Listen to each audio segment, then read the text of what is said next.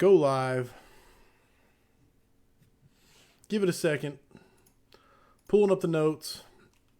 Corley Moore, Firehouse Vigilance. It is weekly scrap number 71. Two very special guests tonight. Lex Shady is a fire medic in St. Louis County, and Chris Tobin is a firefighter in St. Louis, Missouri, where he is assigned to Rescue 2. Both of them are, I think the best word would be ate up with building construction as far as the fire service is concerned. Recently, they took over as the new hosts on the fire engineering podcast, Main Street Firefighting. Chris and Lex, it is my pleasure to have you on today as the duo guests of Weekly Scrap number 71. Welcome to you both. Thanks. Thank you. To everyone watching live as they log in, get in here, join the show.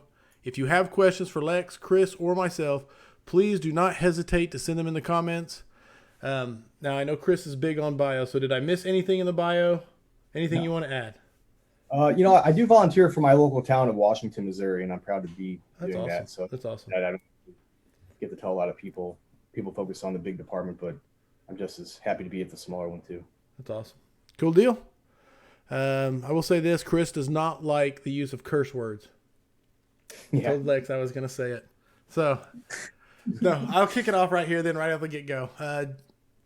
Good deal, good deal. Loud and clear. Hello, folks. Lex is great on Twitter. Tobin, we miss your tweets. There you go, right out the gate from Michael Allen. Sure you don't hear that enough. So I'll start. It's time for me to go. Congratulations to both of you guys on the new podcast. I'm excited to add it to my listening rotation. I got to hear the introductory episode. When does the first official episode come? When you guys getting that one out? I think it's March 17th is when the first one will go. So there's a firefighter from Brockport, New York that is going to tell us about a fire he was on. It's actually really interesting. It was dispatched as his house or like where he lived. It ended up being like a Main Street building, like right next door. So he was first on the scene, I believe, there responding in a medic. So it's kind of an interesting story there. So we'll interview him and kind of learn from his experiences on that one. So it should be good. No, it sounds like it would be. Yeah. Is that the vein you guys are going to take with it? Is find firefighters that have fought Main Street fires and just kind of interview them? Is that the goal? Or it's going to definitely be that type of. I guess that's going to be the framework of it. Every once in a while, we'll do just ourselves and hit on a particular topic of interest pertaining to legacy buildings or Main Street firefighting or in that. But we're going to try to get some high performers, some big names that are out there that are highly relevant to that subject matter, and definitely the people who have learned lessons in that exact fire environment that can share their stories. Cool. I look forward to it. So March 7th, St. Patty's Day. It's easy for me to remember. Yeah, there you go. Main Street Firefighting. Talk to me about exactly what you mean by the term. Yeah, so I mean, the first part is just what it sounds like. Everyone has a main street in their town, if not the next town over does. And historic districts, same difference. And it's just something that is very easy to resonate depending where you live in the country. It across the country equally. It doesn't matter what state you're in. Everyone has a main street, as well as Canada. It's a North American thing. So it was a way for someone in an urban environment getting the fire experience that urban firemen are fortunate to get.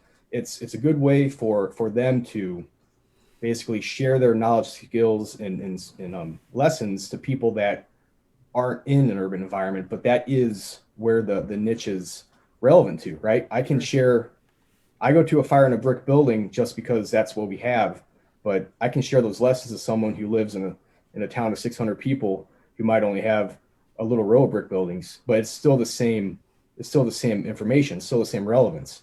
So it's a way to bridge that gap, right? It's a way to really, until now, everyone, there's a big disconnect, right? Like, well, I don't care about some big city. I don't work in a big city. Well, yeah, but you have big city buildings, right? You have an urban element in your small corn town, So that was a way that could really resonate subject across the board, way easier than strategy or tactics, which is probably the most tumultuous subject by what?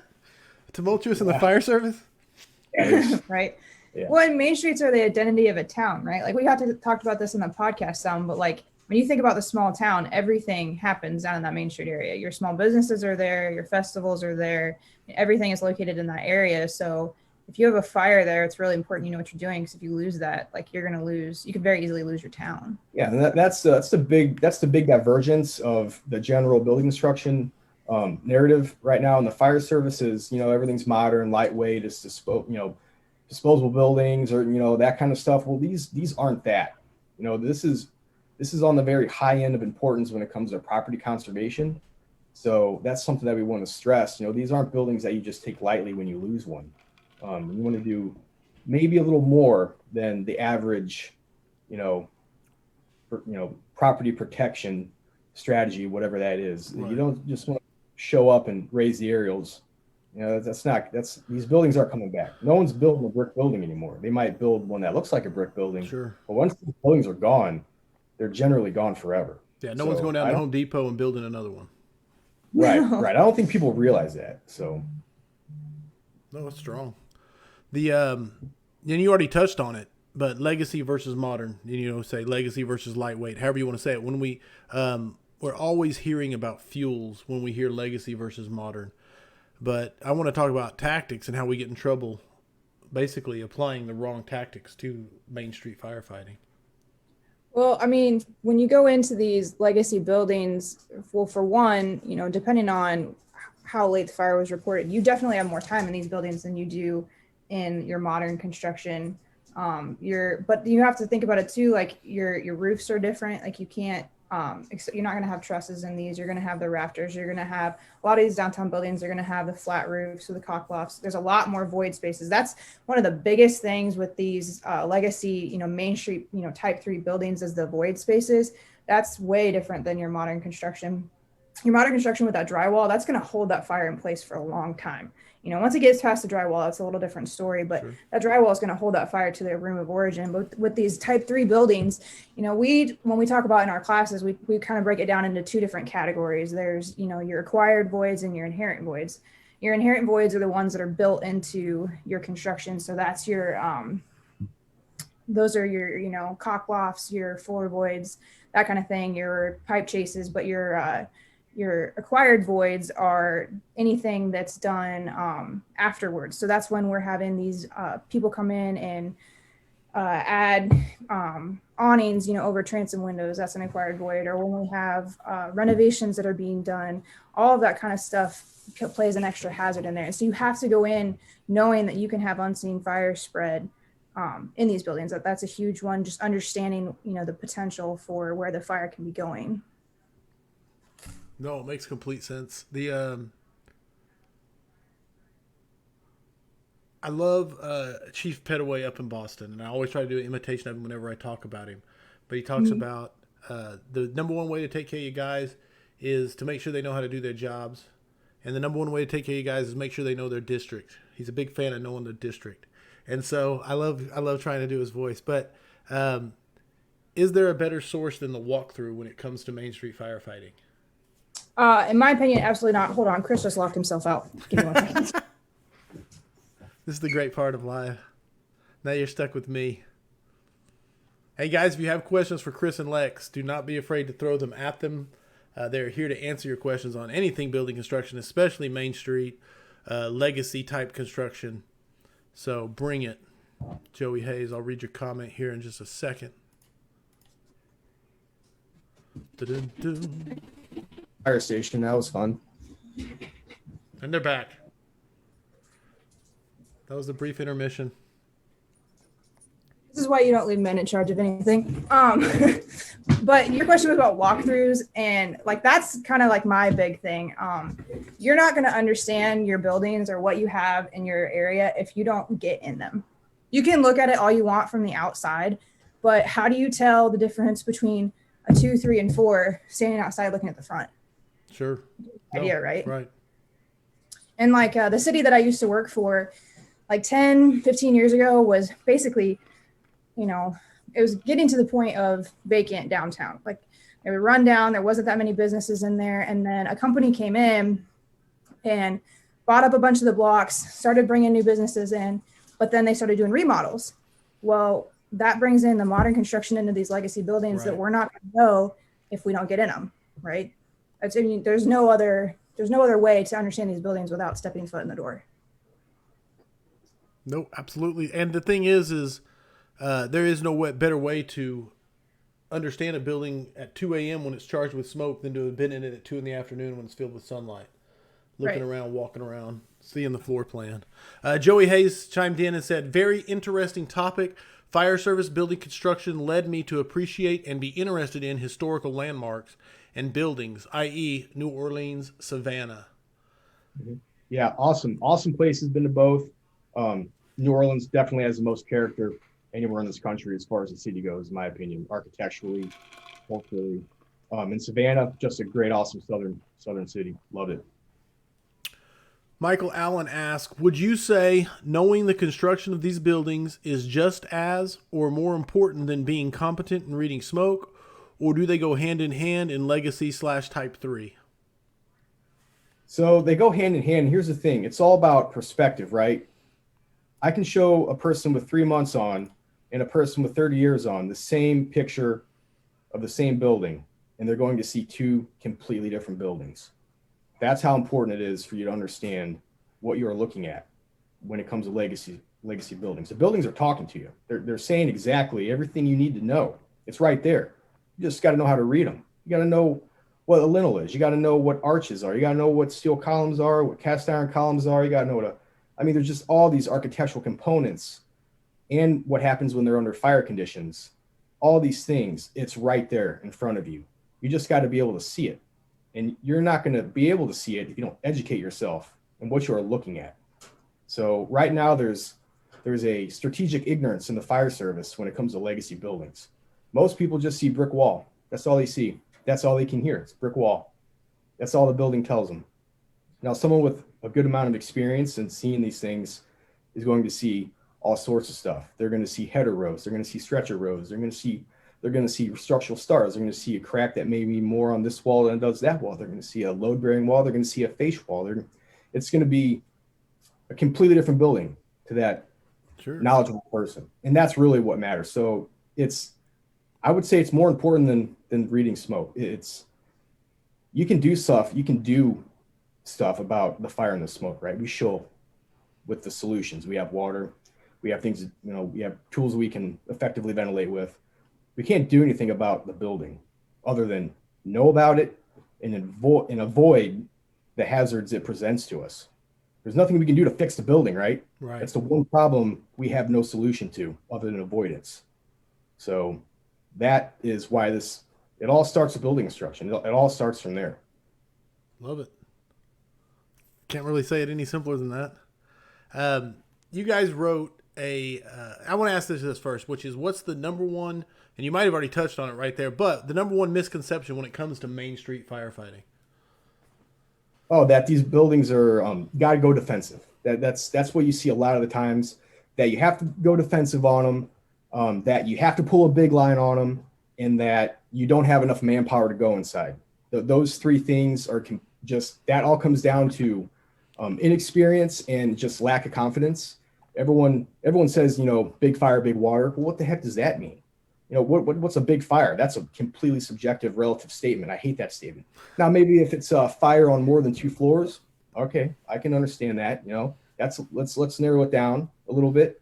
But everyone just sees Main Street and sees a building on fire, and they think 2.5 big line.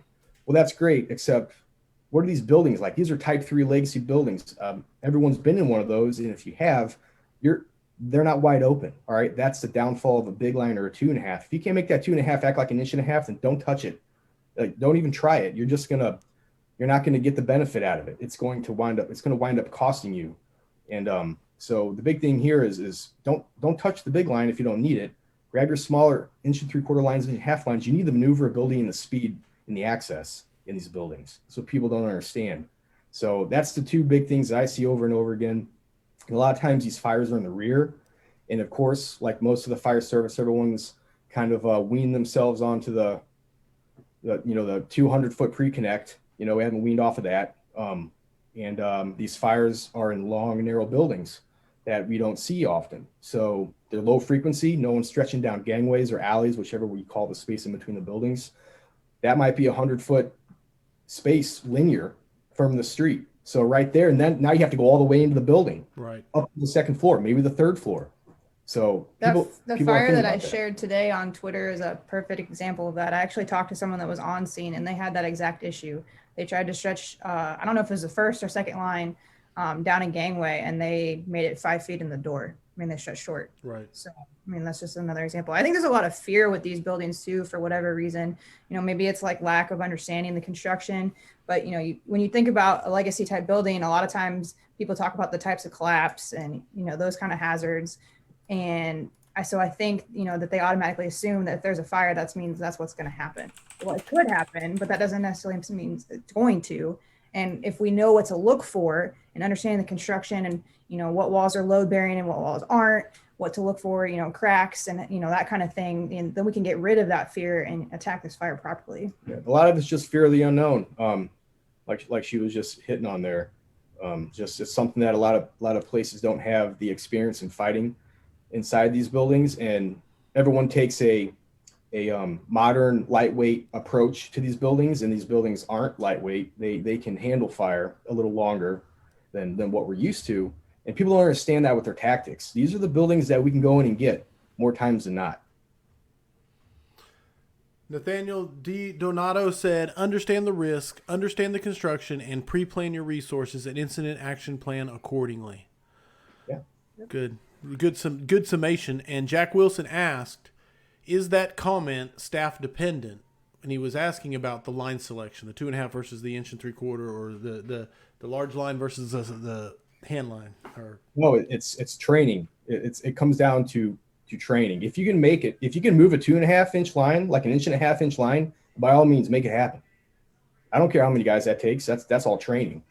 You know, I mean, that's four smaller, inexperienced people are going to move it as fast as 2 very experienced trained people. It's just, if you train on moving 2.5-inch lines up multiple stories, uncharged, then charge a floor below, however you want to do that tactic, by all means, do it. You know, if you can deliver 350 gallons a minute where I can deliver 150, I'm not going to say don't flow too much water, right? No one will say that. That's great. Okay. But we know that's not reality. We know what happens when you pull a 2.5 off most of the time. It gets charged and goes nowhere. It has to take one turn and then goes nowhere. So just think about why you pull a 2.5. And if you can't make it behave like an 1.5, if you want to go inside with it, it's got to be wide open spaces to make that the best tool. Without the training to make it. Okay. Mm-hmm. Valerie Marshall Solano said #facts. So there you go. You got at least one person supporting. Now I want to ask, is some of the tactics determined by a fear of the collapse from the masonry type, old masonry walls? Is that what drives some of it? Is that a legitimate bigger concern? Yeah, absolutely. You see that across the board, even on, my department. People don't understand sometimes that they're looking what wall they're looking at. They don't understand a crack in a load bearing wall is way more substantial meaningfully than a crack in a rear or the front in a non-load bearing wall. Obviously, a crack in the front's it means more than a crack in the rear. That's where we're usually going, right? That's the front door and where someone's starting to fan. So, but people don't know that. People see a brick sticking out. People see bricks missing or a crack. Well, first of all, is that crack there before or after you got there? Is that crack growing? Are bricks falling? All right, all stuff to pay attention to. That's where our incident commanders, first of all, have to get out of the command buggy and get eyes on the building. You're gonna see that. You can see that brick. You can see that coping stone fall off the top. You're gonna see that parapet start to lean from your buggy looking at your check. No, you're not. You're not gonna see that. So if you want to put all that faith in your people doing stuff on scene who are more busier than you, then that's on you. But pay attention to what the urban departments or the busier departments, pay attention to where their chiefs are and where they're not. And I would say there's a reason for that. There's a reason for why you see a chief standing there in the front yard. And I will say this. I fell in love with Chris, and I'm not afraid to say that, when he was on Twitter being extremely opinionated, and I'm glad that has not changed too much since he got off social media. It's not even an argument to entertain because I can win it in any way, shape, or form. Think about why you bring a chief to the scene. Why do you bring a chief to the scene? For their intuition, right? They're supposed to be the most experienced, knowledgeable person on the fire ground. That's why they're in command. That's what we need them for. You can't do your intuition. That doesn't work. Everything we do is visual cues, right? The building isn't giving us a radio report, right? The chief has to have eyes on the scene, right? That's how intuition works. You got to see it. Got to see it, got to hear it, got to smell it. Taste it You can't almost, do yeah. that tucked away. You can't do that if you're looking at a checklist in your buggy. So why would you not want the most of that to use that intuition? I mean, if you just want to talk on the radio, then stay at the firehouse and save yourself a response. There you go. You guys wrote a series of 4 articles, excellent articles. I had the privilege to publish them on Firehouse Vigilance. So if you want to check them out because I don't say this lightly. They're some of the most detailed, researched articles published on Main Street firefighting. Legacy Type 3, just all of it. And it was the Fireman's Guide to Main Street series. It was the Old House, the Taxpayer, the Old Mill, and the Bowling Alley. And those are the 4 that got done. And so much detail and research went into those articles. Are you guys going to continue writing stuff like that, or are you guys shifting your focus completely to the spoken word and the podcast type? Both, probably. We have one more in that series that we want to finish. And then there's just a list of kind of things that we've talked about, or from talking with other people, things that they've brought up that, like basements in these Main Street buildings. That's one I was talking with someone about the other day, all the hazards that come along with those and how, little we talk about those. That could be something, it's just kind of, we wrote the articles because they were something that kind of came up as something that interested us. You research it, there's not a lot of information out there. So we started studying to learn for us, and then we kind of shared kind of what came across. So if we have another topic like that come up, we'll probably write about it. But it just kind of depends, I guess. Sweet. I'm looking forward to it. Both. I'm looking forward to both, honestly. So I hope you do, because like I said, I've everybody that's read those articles is impressed with those articles.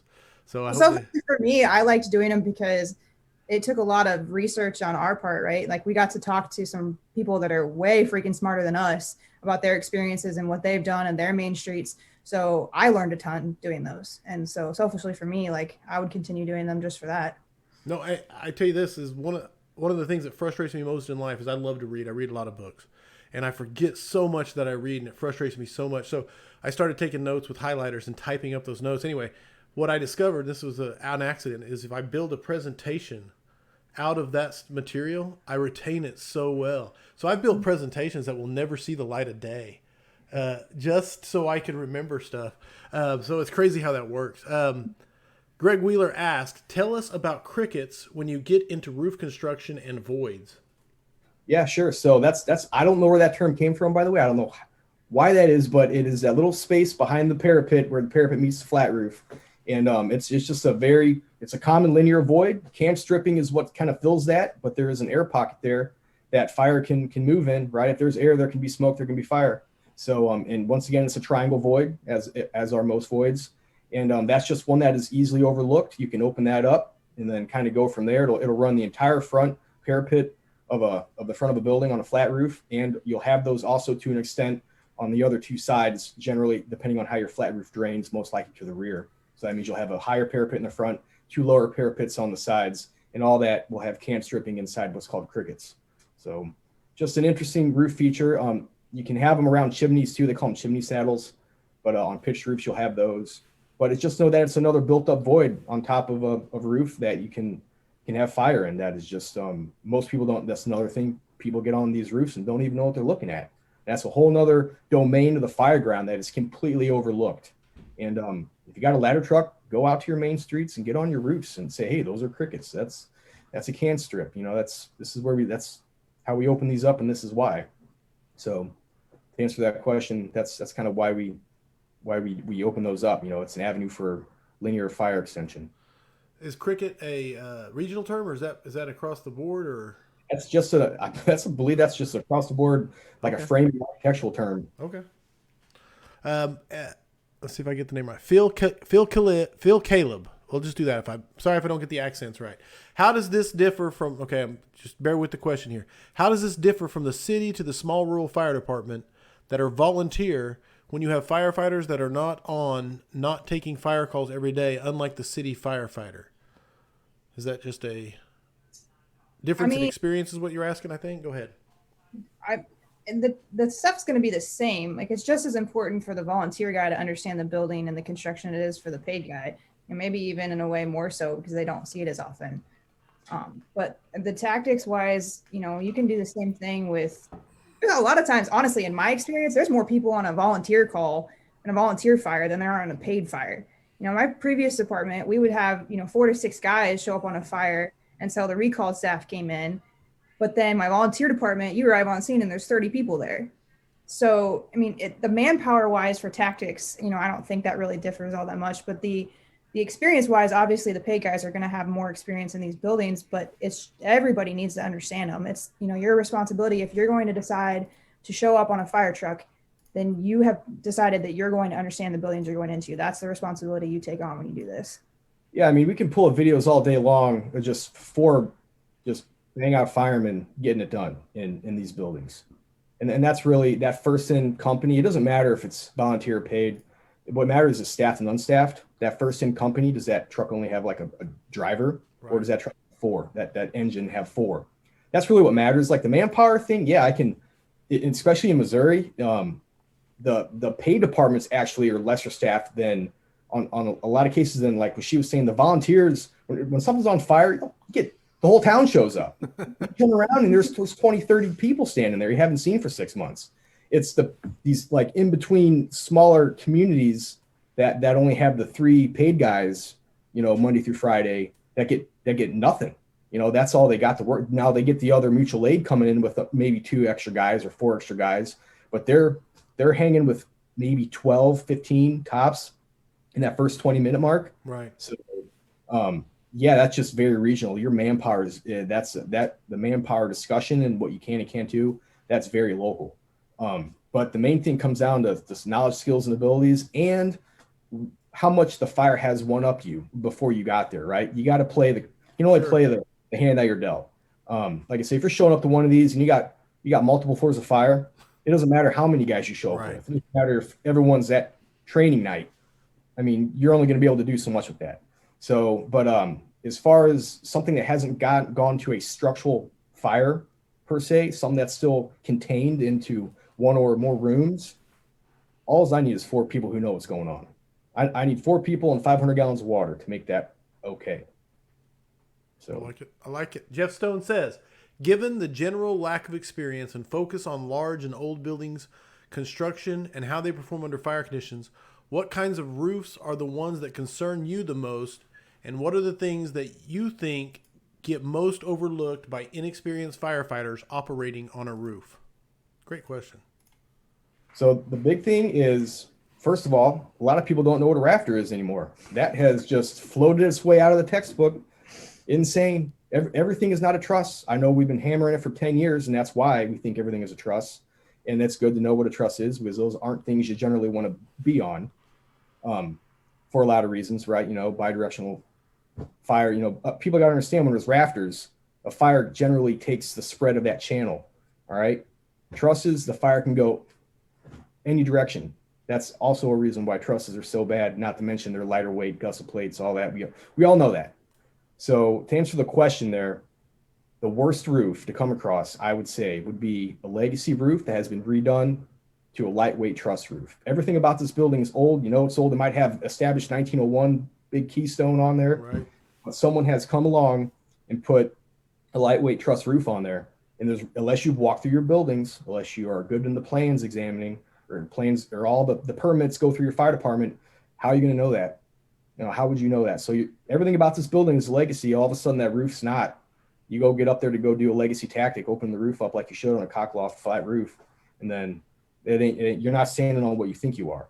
So that's probably the worst roof to come across. The second worst would be a rain roof. A lot of people don't understand what a rain roof is, and it's a lightweight framed roof over a flat roof, or an additional flat roof over an old flat roof, however they want to do it. Sure. So the bowstring would probably be number 3, just because hack and sack happen, we understand that. But you go out to the West Coast, those guys rock the bowstrings all day. And not every arch roof is a bowstring. There's way more to that. Right.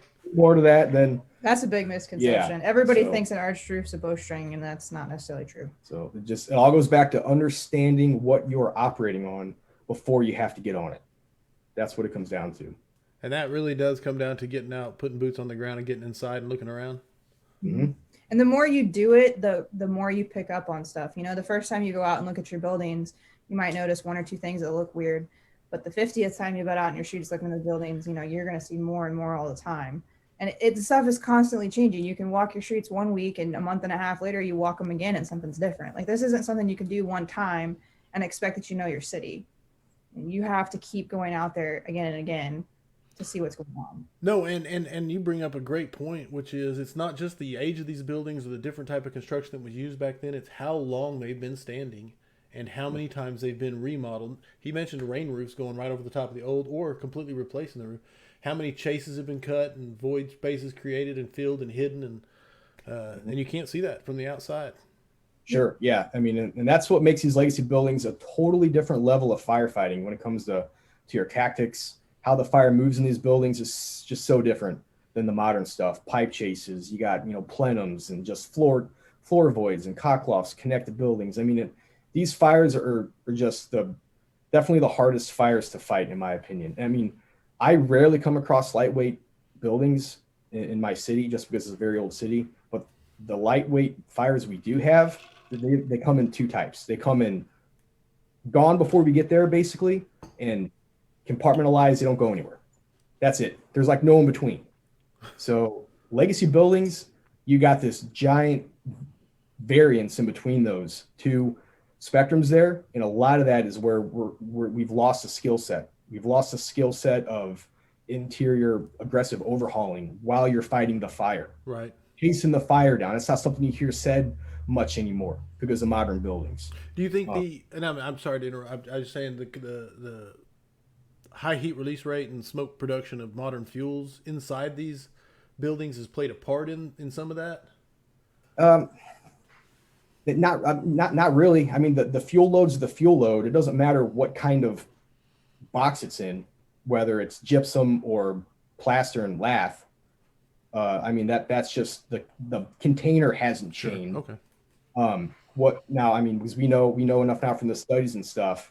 But once it gets out of that box, game on. I mean, you got to understand, foreseeability is the biggest skill set for legacy buildings. Where's the fire at? Where is it going? Where are we going to stop it? Right. We talked about earlier, like the different voids that are in these buildings, and that's exactly what he's talking about. There's so many of them.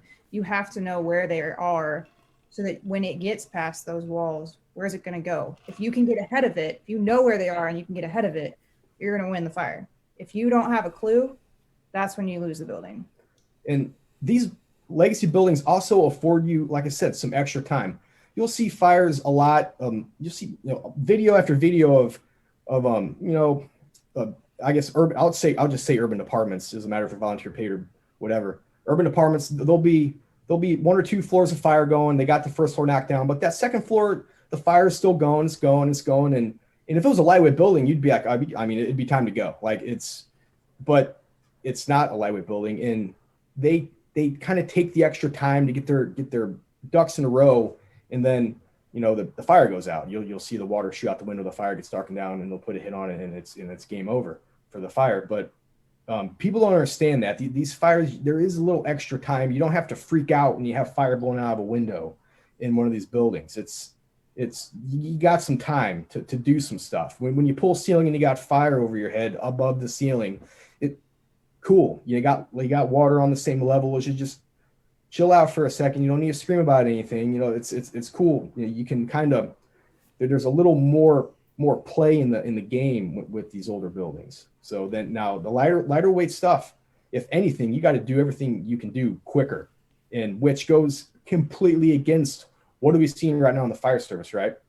We're seeing SCBAs getting moved out of cabs. We're seeing, hand lines getting farther and farther away from the ground, right? So we're getting slower operationally into a environment that requires faster operations. It doesn't make any sense. Mm-hmm. So you're setting yourself up for a really bad reflex time, which is why you're seeing a lot of these lighter weight buildings, and we're just losing them. Right. Jake Nadeau, I'm good at pronouncing names, I promise. Hey Chris, how's it going, brother? Do you guys stretch dry on a second floor fire in the city on type 3s? I know y'all got a lot of those that are residential as well. Yeah, yes, and there's nothing wrong with stretching dry on, or if we decide to stretch wet on the second floor fire. The main thing is don't stretch to the floor of the fire dry. That's the only rule. You don't want to go to the floor of dry if you don't have to. That's when bad things happen. You know, you don't want to figure out you have a nozzle or water problem when you're on the same level is the enemy, right? So whatever it is, the floor below, we usually charge the floor below or right at the stairs, depending on what kind of stair it is. On the stairway landing, you know, we'll be below the bad stuff, call for water, figure out our kinks, figure out, you know, if you got any problems, pattern adjustment, and then go from there. So yes, to answer the question, we generally stretch dry, subgrade to go to a higher grade fire just because of speed, just because you don't know the stairs. How many times we walked in the front door of a multifamily or whatever, and they framed the stairs off.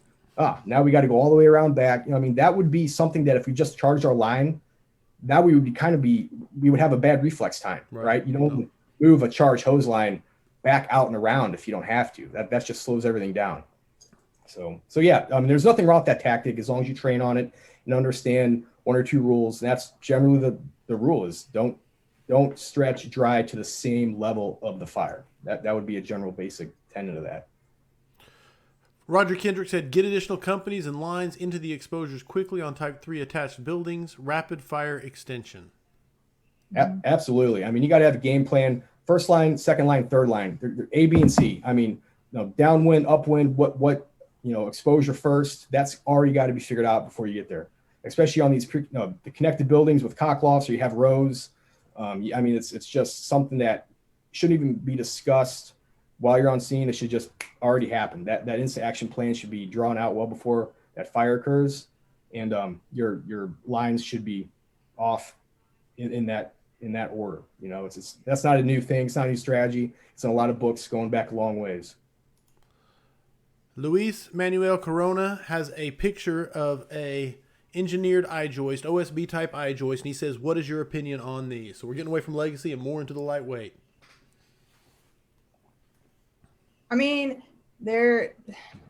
you will see some of these in these legacy buildings when they're being remodeled. So it's something that you need to keep your eye out for, but it's definitely not, they're going to go a lot faster than the rafters. There's something that you get out and look at them. So the way I learn, I'm a visual learner. So if you want to really understand what those are and how fire can affect them, I have to look at them in person. Look at them, take a picture, and then go take a picture of your rafters. And that should tell you everything you need to know about what a fire is going to do to it. Yeah. So you see this a lot in these tear outs when you have like a rehab of a type 3 building. They'll go in and redo all the floor joists, take those out and put the eyes in. And all that should tell you is basically, well, now you have a legacy wall, have a legacy wall assembly, right? So all that still pertains to the collapse hazards of those, but you now have a modern floor assembly. So now you have an interior floor collapse hazard that was not there before as much as it was. So that would be something to take note. I mean, you're not operating on the same floor assembly that the building was originally designed for. That's something you got to understand, how the limitations of those newer components which have been added in that older building. So that's a whole nother topic and discussion, as we talked about, is what happens when you wrap a modern building component inside a legacy building, skin essentially. So what happens when you have legacy walls with a interior modern component? Those buildings are going to operate. You're going to have much more interior collapses, much sooner rate.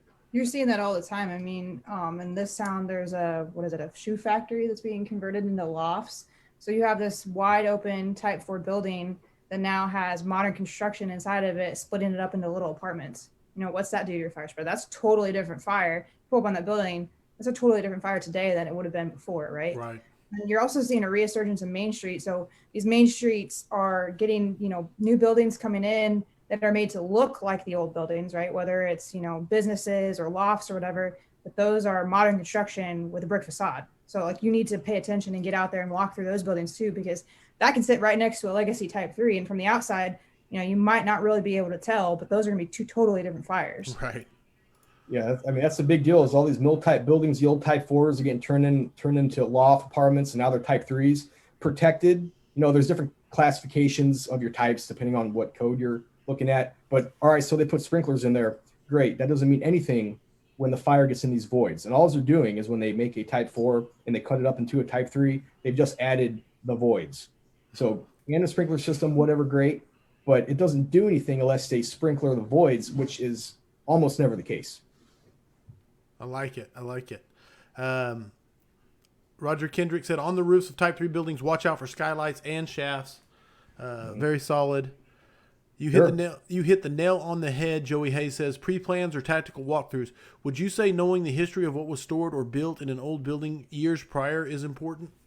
Absolutely, because depending on what it was is going to dictate what kind of floors you have, right? What kind of machinery they had in these old buildings. Maybe it's going to be a double laced tongue and groove. Maybe they got open shafts in there from old lifts. Depending, I tell you what, we had a catastrophic fire in an old tobacco warehouse, and it had an S-type ventilation system that went from roof to basement, depending on what floor you're on, and it literally did a big S between all the floors.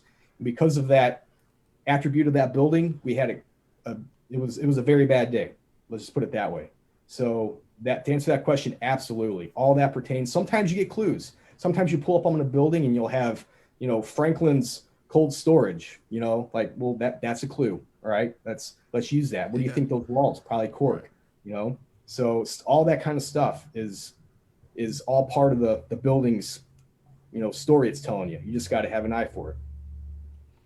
And we talk about too, like when you look at the buildings and you see, odd little windows, well, sometimes those are stairs, but sometimes it's an elevator shaft, so that stuff's really important to know too. If you knew that was a warehouse, you can probably assume that that's an elevator shaft versus a set of stairs. So you're not going to want to throw a ladder there.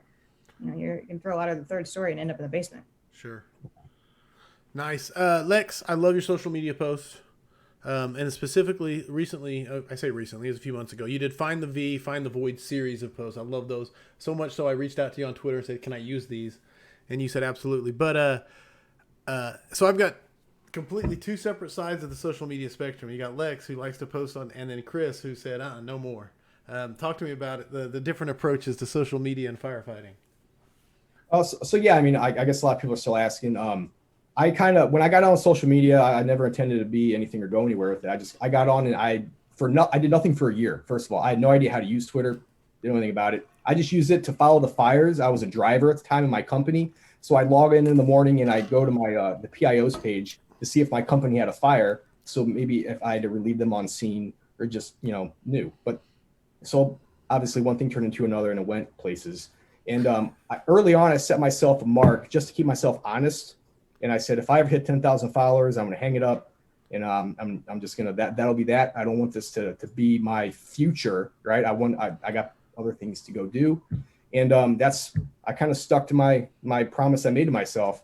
And I think you're actually one of the only people I told maybe like a month out. I remember I was at Texas. Yeah, down there in Texas. I don't tell anyone, but I'm not going to be on here much longer. But yeah, so, and I hit that 10,000 mark on like a Sunday night at 10:30. Said, thanks everyone. Had a great time. It was awesome. I met some of my best friends through social media. It was just an awesome, phenomenal time. But I also wanted to progress and move on from just 240 words. I don't think that was the best use of my time. And I also wanted to kind of leave it to someone else to step up behind me, right? The limelight was done with me. Someone else come and do that. I don't need to be that person anymore. So I started, getting back into writing articles and doing these types of things. Sure. Maybe convey a little more than just 240 characters. I like it. And I talked about earlier, like, we've talked about this before, if I can't explain it to you, I don't understand it. So a lot of times if I'm posting something on Twitter, it's something that I've either recently had a conversation with someone about, it's a topic that I've been studying, trying to learn more about. So then I take that and I try to put it in as short of words as I possibly can and make it as simple as I possibly can and share it. And that's all. And that's the reason I'm doing it. It's selfish for me. Right. I know that feeling. More, right? Like, so I share it, I learn, and then someone comments on it and they teach me something else, or they share something back on it about a fire they had. So it's nice to hear that people get something out of it, but no offense, it's 100% for me because I learn from it every time I post something. So that's kind of why I do it. It's not something I'm going to do forever either, because it can take up a lot of your time. I enjoy doing more stuff like this and writing. I learn a lot more from that. So we'll see kind of where it goes, but it's not something I'll do forever either. Perfect. Yeah, I just think social media has its definite pros, but it also has its definite cons. And I think anyone can get on social media and be someone, but not anyone can put down ink on paper and make that work the same way. If you can make writing work the same way as you can social media, you're onto something. That means you're really progressing in your self-awareness of whatever subject material you've chosen to write about. And that's just kind of where I think people need to want to be. I think social media is a great starting point. It's a great medium, but if you really want to educate people, if you really want to have a message, you need to write. You need to go take a writing class. You need to understand the written word and understand how to oratorical skills, how to talk in front of an audience. Sure. So that's the big thing that I think it's kind of suffered with the social media. Everyone gets behind the screen and thinks they're an expert, and let's put you in front of an auditorium with 500 people and then see what you know. I mean, it's a different ball game. Sure. So no, absolutely. I wanted to ask you guys about getting questions coming at you. I'm going to hit you with these questions real quick. What are your thoughts and experiences on some of the new fire resistive lumber that is being used? Are we looking at a fad, and is it going to perform as advertised? I've only heard good things. Honestly, I don't have a lot of experience under my belt with those types of buildings, but from what I've seen and heard from those who have, it sounds like it holds up. It has the mass. We haven't had any catastrophic failures to date that I know of that I can speak of. The studies all on it look really good too. So I mean, I don't have a lot of experience with either. A lot of the buildings that I've had are legacy buildings also, just from older cities, but from the research and the stuff coming out of it, it looks promising. Yeah. But it's kind of too new to really know for sure. If anyone wants to know the most about the newest stuff in the construction trade, reach out to my buddy, James Johnson. Yeah. He's the man. He's the man. And he's a hunk. I keep telling him every time he posts. Yeah, fantastic guy. So yeah, and that's who I would forward that question to. That's definitely who I go to when I need to know that kind of stuff. All right. Howard Reinwald chimed in, said both top tier. I'm assuming he's referencing both of you guys are top tier. So high praise from Chief Reinwald. Valerie Marshall Solano said, and you need to read, but I always learn stuff from Lex's pictures. So even though she's doing it for herself, I learn a lot from Lex's pictures, so don't stop. So now then, I'm working on a presentation right now, and it's been a work in progress because, like I said, I do stuff same as Lex. I do it selfishly for me to learn. So I'm working on one. It's called street reading. And what I want to do, and Chris, I'm not going to lie to you. I came and saw you down there in Texas, in the Dallas area, and I saw your Dare to Save, I believe it was. Mm-hmm. But you would stop right in the middle of it and give a tidbit. I loved it, man. So there's just ADHD thrown in there. Yeah. If you don't care about measure tactics, here's some other stuff that you might know. Yeah. I completely stole it from you because as I go into some of this dry building construction stuff that I have in the street reading presentation, I completely stop and I call it a blue break anyway. And it goes into something that's a little interesting tidbit fact. But what I want to do is sometime is catch you guys somewhere. We'll sit down and have a beer, and I want you guys to look through my blue breaks and give me more of them, and vet my other ones. So someday that presentation will be complete. I don't know when it will be, but okay. So this question right here leads right into the next section. And Michael Allen said, what are your top 3 books either of you would recommend regarding legacy construction? Anything with Dunn written on it. That dude's the man. I mean, he owns it. I mean, he has so much experience in his writing. Is so just it resonates. Mm-hmm. And you can talk to the guys that worked with him back in the day when he was doing what he did. And he was one of the chiefs that actually had such good knowledge of the buildings. He actually had that foreseeability for collapse. I mean, he was just one of those guys that could see it coming before it happened. And that is, I don't think we're ever going to get to that level again, just because we don't have the fires at that rate anymore. But he was there, and that is reflected in his literature. Collapse of burning buildings. I mean, he's written just some amazing text that I've used the most. That I've come back from fires that caught me. I'm like, man, what I need to figure out. What I need answers, and I've gone back to his books. I'm like, that got it. So. That's the author I always recommend. Mm-hmm, for sure. What is it? Fireground Tactics by Freed. That's another one. It's not really construction, but if you tie Dunn's book into that, it's older, but man, the stuff in it is just still so relevant today. I mean, so much of it is, kind of missed in some of the early education, and that book really hits on it. Yeah, Manuel Fried's book.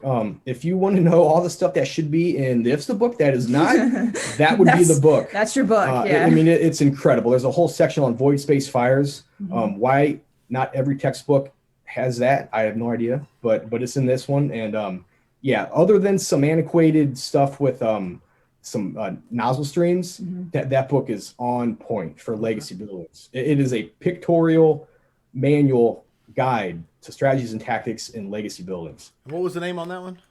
Manuel Fried is the author. Fireground Tactics. It's kind of hard to find, but man, if you can find it, it's definitely one I would add to your library. Okay, excellent, excellent. So there you go.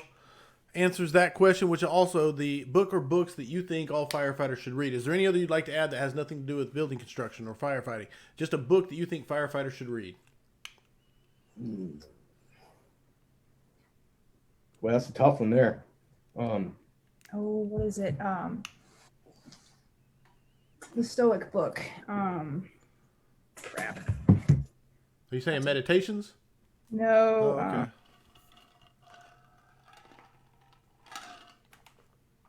And you're giving me two great ones, so I'm not even trying to put you on the spot. I was just throwing another toss there, see if you want to knock it out. Yeah, I'll be honest. I don't have enough room in my brain anymore for anything other than fire stuff. So, well, it's not. You could throw out another fire book, but that's all good. That book, The Obstacle is a Way by Ryan Holiday. The Obstacle is the Way by Holiday. Okay, that's a good book. Excellent. Not a life book. Not a light book. It's like a book on life, like how to approach life. Gotcha. And you say it was Stoic? Yep. Kind of Stoic philosophy. Okay, I like it.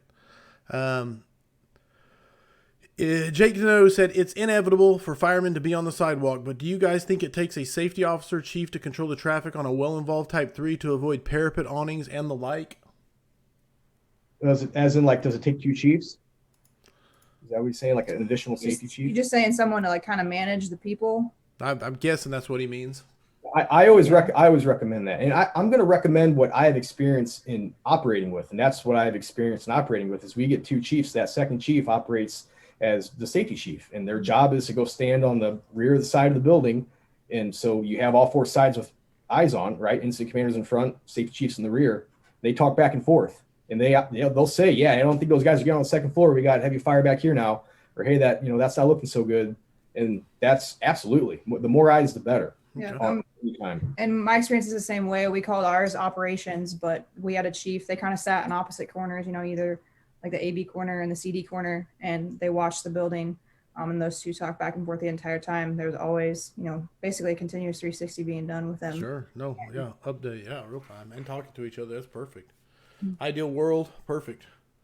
I love it. All right. So on the scrap, you guys have been through this before. It's the 5 questions for firefighters. The answers are completely your two's opinion, and the points are arbitrary as decided by me. So, Chris Tobin, Lex Shady, are you ready for the second round of 5 questions for firefighters? Sure.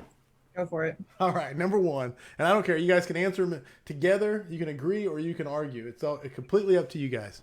What is the number 1 issue facing the modern fire service? Training. Yeah. I would say decline of fire, and then resulting in you have to train. We're not getting the experience in the street anymore, not nearly as much as we like to pretend that we do. So you have to train, and man, training could use some work. You don't have to have a fire to have good training either. It's good, but you don't have to. I like it. I can't argue with it. You write a piece of paper on the complete inadequacies of the training in the American Fire Service. Yeah. Now, I'm going to dig on you. Is it just the lack of realism, the lack of relevance, the lack of training, or we're to the point now we don't even know to understand what we need to know. Yeah. I'll say that one more time so I can play it back in slow motion when I re-listen. We don't even know to know what we need to know. I mean, the mission has creeped away in some of these places to non-fire things. I leave that up to what that may be, but that. The fire mission is almost not even number 2 anymore. It's like number 5. Wow. So I don't know how to prepare for that. I don't know what to do with that other than be thankful my family doesn't get served by you. I feel like everybody can take a look at themselves and the experiences they have. And if they're honest and really think about the trainings, that's given outside of what they may choose to spend their money on conferences or whatever, but like the basic introductory training and or training that, you choose to do within your departments, and really think about that. And then think about the fires you have. Do those two add up? I think a lot of us can say no. No, yeah, I get you. I get you 100%. Howard Reinwald gave you 1, 2, 3, 4, 5, 6 raised hands emojis. So I think he agreed.